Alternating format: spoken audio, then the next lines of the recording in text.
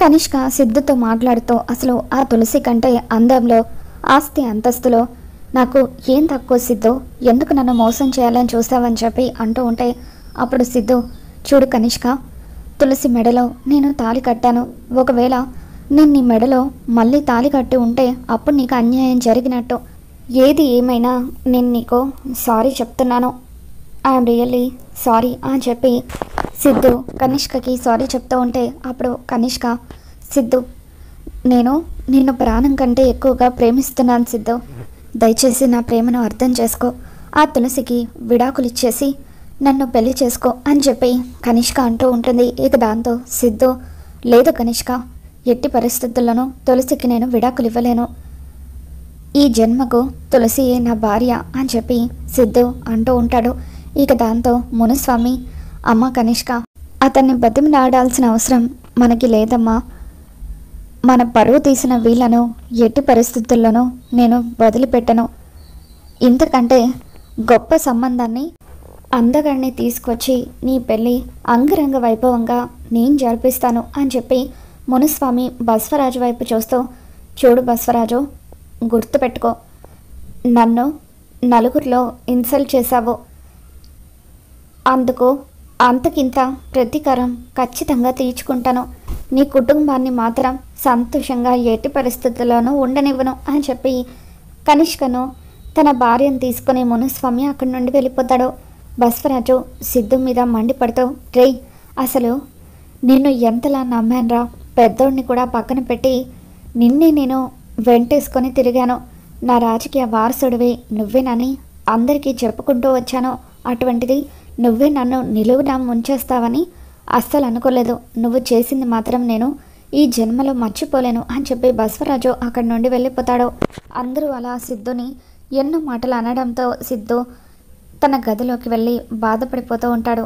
ఇక్కడ నా పరిస్థితి ఇలా ఉంది, అక్కడ తులసి పరిస్థితి ఎలా ఉందో ఏంటో, మీడియా ముందు నేను చెప్పింది విన్న తర్వాత అయినా తులసి నన్ను క్షమిస్తే బాగుండు అని చెప్పి సిద్ధు అనుకుంటూ ఉంటాడు. మరోపక్క జాను చెప్పిన మాటల్ని పదే పదే గుర్తు చేసుకుంటాడు. అసలు ఆ తులసిని జాను ఇక్కడికి తీసుకురావడం ఏంటి, లేదంటే తులసి కోసం జాను అక్కడికి వెళ్ళడం ఏంటి, తులసి పెళ్ళైపోతే అయినా జాను తన గురించి ఆలోచించడం ఆపేస్తుందేమో అనుకున్నాను. భర్తను నేనుండగా పదే పదే తన ఇంట్లో వాళ్ళ గురించి ఆలోచించడం నాకు నచ్చడం లేదు. జాను బాధపడినా ఆలోచించినా అది కేవలం నా గురించి అయి ఉండాలి. ఇప్పుడు నేనేం చేయాలి, తులసిని జానుకి ఎలా దూరం చేయాలి అని జయ ఆలోచిస్తూ ఉంటాడు. ఇక అప్పుడే సిద్ధు గుర్తుకు వచ్చి, ఎస్, సిద్ధుని తులసిని తన ఇంటికి తీసుకెళ్ళిపోమ్మని రెచ్చగొట్టాలి. అప్పుడు తులసి కాపురానికి వెళ్తుంది కాబట్టి జాను తులసి గురించి ఆలోచించడం మానేస్తుంది. ఇక్కడ నేను తులసితో సంతోషంగా ఉండొచ్చు అని చెప్పి జై ప్లాన్ వేసి సిద్ధుకి ఫోన్ చేస్తాడు. బ్రో, నువ్వు తులసి మెడలో తాళి కట్టావు, నువ్వు మీడియా ముందు చెప్పిందంతా కూడా నేను విన్నాను, ప్రాణానికి ప్రాణంగా ప్రేమించి తులసి మెడలో తాళి కట్టి మరి తనని అలా పుట్టింట్లో వదిలేయడం ఎంతవరకు కరెక్ట్? చుట్టుపక్కల వాళ్ళందరూ కూడా తులసికి పెళ్లి జరిగిన తర్వాత కూడా ఇంకా పుట్టింట్లోనే ఉంటే నలుగురు ఏమనుకుంటారు, తన పరువు పోతుంది కదా. మరి అటువంటప్పుడు ఇంకా నువ్వు తులసిని మీ ఇంటికి తీసుకువెళ్లకుండా ఏం చేస్తున్నావు బ్రో? ప్రేమించిన అమ్మాయి మెడలో తాళి కట్టి తనకి దూరంగా ఎలా ఉంటున్నావో నాకు అర్థం కావట్లేదు అని చెప్పి జై అంటూ ఉంటాడు. అప్పుడు సిద్ధు, అవును, నువ్వు చెప్పింది కూడా నిజమే జై, ఇప్పటికే తులసి పెళ్లి కావట్లేదని నష్టజాతకురాలని అందరి చేత ఎన్నో అవమానాలకు గురైంది. ఇప్పుడు నేను తన మెడలో తాళి కట్టానన్న విషయం ఈ ప్రపంచానికి తెలిసిపోయింది. పెళ్ళై కూడా తన భర్త తనని వదిలేశాడన్న నింద తులసి మీద పడకూడదు. నా భార్యను ఇప్పుడే నేను నా ఇంటికి తెచ్చేసుకుంటాను అని చెప్పి సిద్ధు వెంటనే బయలుదేరి లక్ష్మి ఇంటికి వస్తూ ఉంటాడు. సిద్ధు అక్కడికి రాగానే సంతోష్, హరీష్ ఇద్దరు కూడా సిద్ధు మీద మండిపడుతూ, రే, ఇంకా సిగ్గు లేకుండా ఏ మొహం పెట్టుకొని ఇక్కడికి వచ్చావురా అని చెప్పి అంటూ ఉంటే అప్పుడు సిద్ధు, నా భార్య తులసి కోసం వచ్చాను అని అంటూ ఉంటాడు. భార్యని నువ్వు అనుకుంటే సరిపోతుందా, తను అనుకోవాలి కదా అని చెప్పి సంతోష్, హరీష్ ఇద్దరు కూడా అంటూ ఉంటారు. ఎవరు ఒప్పుకున్నా ఒప్పుకోకపోయినా తులసి నా భార్య, మేమిద్దరం భార్య భర్తలం, పెళ్ళైన ఆడపిల్ల అత్తారింట్లో ఉంటేనే తనకు గౌరవం దక్కుతుంది అని చెప్పి సిద్ధు తులసి రా తులసి మన ఇంటికి వెళ్ళిపోదాం అని చెప్పి అంటూ ఉంటే ఇంకా సిగ్గు లేకుండా ఏ మొహం పెట్టుకొని మా ఇంటికి వచ్చావో వెళ్ళిపోయి ఇక్కడ నుండి అని చెప్పి తులసి అంటూ ఉంటుంది. ప్లీజ్ తులసి దయచేసి అలా అనుకో. ఇప్పటికే నువ్వు ఎన్నో అవమానాలు పడ్డావు. ఇప్పుడు భర్త వదిలేశాడని నీ మీద నింద పడకూడదు. రా తులసి వెళ్దామని సిద్ధు తులసి చేయి పట్టుకుంటాడు. తులసి ఒక్కసారిగా తన చేతిని విదిలిస్తూ ఏయ్ నా చేయి పట్టుకునే హక్కు కానీ మా ఇంటికి వచ్చే అర్హత కానీ నీకు లేవు అని చెప్పి సిద్ధు మీద మండిపడుతూ ఉంటుంది. నువ్వు వచ్చి మీ ఇంటికి రమ్మని పిలవగానే కుక్కలాగా తోక్కుప్పుకుంటూ వస్తాననుకున్నావా? తులసి ఇక్కడ నాకు ఆత్మాభిమానం ఉంది, నేను రాను అని చెప్పి తులసి అంటూ ఉంటే అప్పుడు లక్ష్మి అమ్మ తులసి సిద్ధు తప్పు తెలుసుకొని నిన్ను తన ఇంటికి తీసుకువెళ్ళడానికి వచ్చాడు కదమ్మా, నువ్వు వెళ్ళటమే మంచిది అని లక్ష్మి అంటూ ఉంటే అమ్మ ఏంటమ్మా నువ్వు కూడా అని తులసి అంటూ ఉంటుంది. అప్పుడు హరీష్ సంతోష్ ఇద్దరు కూడా అమ్మ మర్యాదగా నువ్వు లోపలికి వెళ్ళు, నీకేం తెలీదు అని అంటూ ఉంటే సిద్ధుని సంతోష్ హరీష్ ఇద్దరు కూడా తోసేస్తూ ఉంటే అప్పుడు కీర్తి అడ్డుపడుతూ హరీష్ మా అన్నయ్య మీద చెయ్యి వేస్తే నేను అస్సలు ఊరుకోని చెప్తున్నా, అయినా నువ్వేంట్రా పోయి నువ్వు తాళి కట్టడానికి ఈ నష్ట జాతకురాలు దొరికిందా అని చెప్పి కీర్తి అంటూ ఉంటుంది. బంగారం లాంటి సంబంధాన్ని కాదనుకొని ఈ నష్ట జాతకురాలి మెడలో తాళి కట్టావో తప్పు చేసావురా అని కీర్తి అంటూ ఉంటే కీర్తి ఇంకొకసారి నా భార్య గురించి అలా మాట్లాడితే నేను ఊరుకోను. తులసి నష్ట జాతకురాలు కాదు, నా అదృష్ట దేవత అని చెప్పి సిద్ధు అంటూ ఉంటాడు. రే ఏంట్రా నీతో మాకు మాటలు పోరా అంటూ హరీష్ సంతోష్ ఇద్దరు కూడా సిద్ధుని గేటు బయట గెంటేసి గేటు మూసేసుకుంటారు. ఇక గదిలోకి వచ్చాక తులసి జరిగింది తలుచుకొని ఎంతగానో బాధపడుతూ ఉంటుంది. సిద్ధు వర్షం పడుతున్నా కూడా అక్కడి నుండి కదలకుండా తులసి నువ్వు నాతో పాటు వచ్చేంత వరకు ఎన్ని రోజులైనా నేను ఇక్కడే ఇలాగే ఉంటాను అని చెప్పి సిద్ధు అలాగే వర్షంలో నిలబడి ఉంటాడు. తనని చూస్తున్న లక్ష్మి శ్రీనివాస్ వీళ్ళందరూ కూడా ఎంతగానో బాధపడిపోతూ ఉంటారు.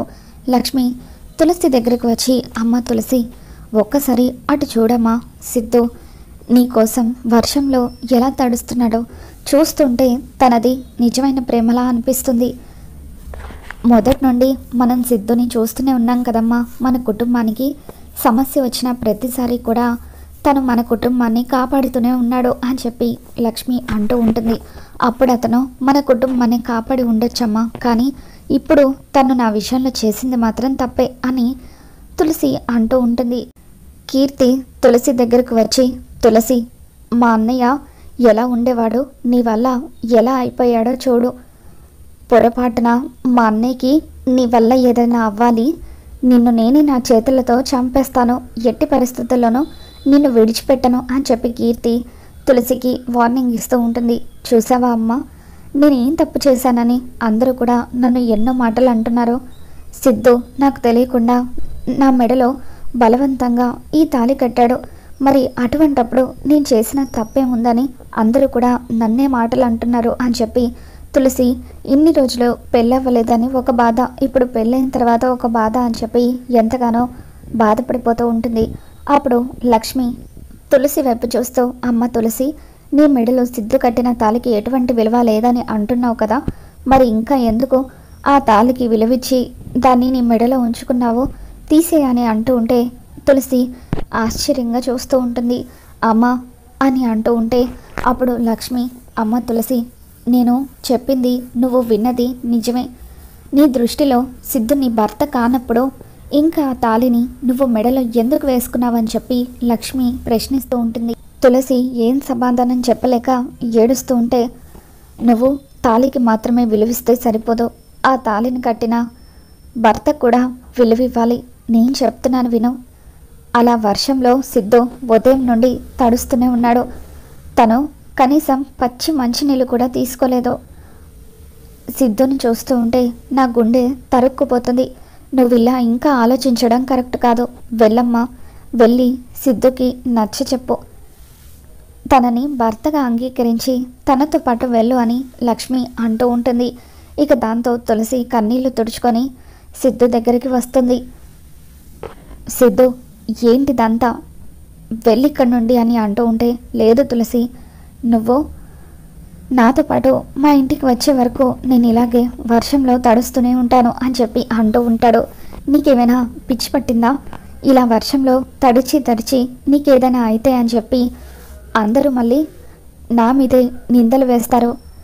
నా మెడలో తాళి కట్టడం వల్లే నీకు ఇలా జరిగిందని నన్ను తమ మాటలతో టార్చర్ చేస్తారు అని చెప్పి తులసి అంటూ ఉంటుంది. లేదు తులసి, నేనుండగా ఇకపై నీ మీద ఎటువంటి నింద పడనివ్వను. ఈరోజు ఇక్కడ నా ప్రాణం పోయినా పర్వాలేదు, కానీ నేను మాత్రం నువ్వు నాతో పాటు వచ్చే వరకు ఇక్కడ నుండి ఇంచు కూడా కదలను అని చెప్పి సిద్ధు చలికి వణికిపోతూ ఉంటాడు. అప్పుడు సిద్ధుకి తులసి గొడుగు పడుతుంది. ఆల్రెడీ నువ్వు వర్షంలో తడవబట్టి 3 గంటలు అవుతుంది. ఇంకా ఎక్కువసేపు తడిస్తే నీకేదైనా జరిగే ప్రమాదం ఉంది, నా మాట విను అని చెప్పి తులసి అంటూ ఉంటే, లేదు తులసి, నేను ఎవరి మాట వినను, నీ విషయంలో నేను ఇలాగే మొండిగా ఉంటాను అని చెప్పి సిద్ధు అంటూ ఉంటాడు. ఇక దాంతో తులసి, అయ్యో భగవంతుడా, చెప్తుంటే ఇతనికి ఎందుకు అర్థం కావడం లేదు అని చెప్పి బాధపడుతూ ఉంటుంది. తులసి, నేను ఒక్కటి మాత్రం చెప్పగలను, మనస వాచ కర్మన నువ్వు నా భార్యవని నేను బలంగా నమ్ముతున్నాను. ప్రాణం కంటే ఎక్కువగా ప్రేమిస్తున్నాను. నీ స్థానం నా గుండెల్లో ఉంది. నేను చేసిన తప్పుకి దయచేసి నన్ను క్షమించు, నన్ను భర్తగా స్వీకరించు అని చెప్పి సిద్ధు బతిమలాడుతూ ఒక్కసారిగా కుప్పకూలిపోతాడు. ఇక దాంతో తులసి సిద్ధుకి ట్రీట్మెంట్ చేయించి తనని తీసుకొని ఖుషిని తీసుకొని తన మెట్టినింట్లో అడుగు పెడుతుంది. అలా సిద్ధు, తులసి, ఖుషి ముగ్గురు కూడా మెట్టినింట్లో అడుగు పెట్టడంతో అప్పుడు నీలిమ, అత్తయ్య, మామయ్య సిద్ధు తులసిని తీసుకుని వచ్చాడు అని చెప్పి వంటింట్లోకి వెళ్ళి హారతి తీసుకొచ్చి తులసి వాళ్ళకి హారతిస్తూ ఉంటుంది. అప్పుడు బసవరాజు ఆవేశంగా అక్కడికి వచ్చి ఆ హారతి ప్లేట్ని విసిరి కొడుతూ ఉంటాడు. మరి మొత్తానికి సిద్ధు అయితే తులసిని, ఖుషిని తన ఇంటికి తీసుకొచ్చేసాడు. మరి రాబోతున్న ఎపిసోడ్లో ఏం జరగబోతుందో మళ్ళీ మన ఛానల్లో తెలుసుకుందాం. ఈ వీడియో మీకు నచ్చినట్లయితే తప్పకుండా లైక్ చేయండి.